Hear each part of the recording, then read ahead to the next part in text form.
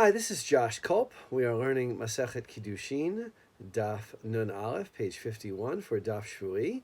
And I want to reflect on a little bit maybe of the topic that takes up most of this daf, and that is the concept of Kiddushin She'ein Misurin Rabia.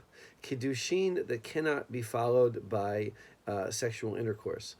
The issue here is if a man betroths a woman, but then is forbidden to have sexual intercourse with her, not because she's just prohibited to him, right? So let's say if a man gives betrothal to his sister, for instance, right?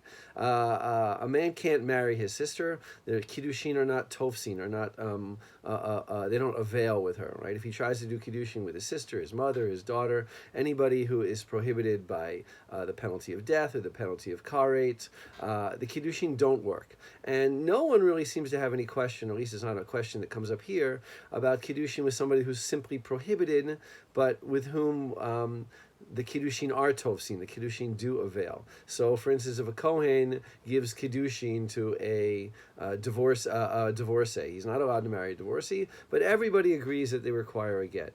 The particular issue over here is always a case where we don't really know who he betrothed. It could be that he betrothed a woman who's permitted to him.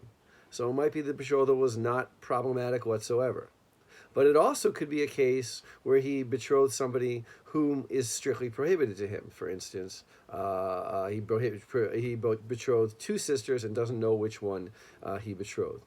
Now, these cases are extremely unlikely, right? You read the stories and they're always a story of confusion. A man betroths 5 women all at the same time and he doesn't know who he betrothed. You might ask yourself the question, do these things really happen? And I think quite clearly the answer is no. We don't have stories, really. I mean, we do have a story in the Mishnah, but I don't really think that these kinds of things were regular cases. And it's a good illustration of what kinds of things interest the rabbis.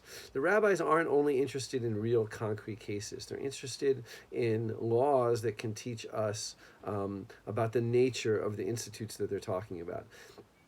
This issue over here, I think, is partly tied to a broader issue of what's the nature of betrothal in Jewish law.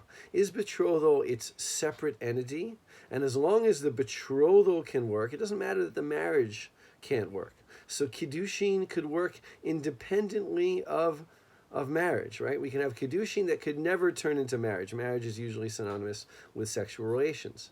Or is kiddushin just a lead-up step to marital relations, in which case, if kiddushin cannot lead to marriage because he doesn't know which woman he married, etc., then maybe the kiddushin aren't kiddushin, or the kiddushin aren't valid. There is a lot of debate in Masechet Kiddushin and in elsewhere, we've seen this before, about the nature of kiddushin, because it's not, to the rabbinic mind, it's not really marriage, and yet it has a very strong halachic status.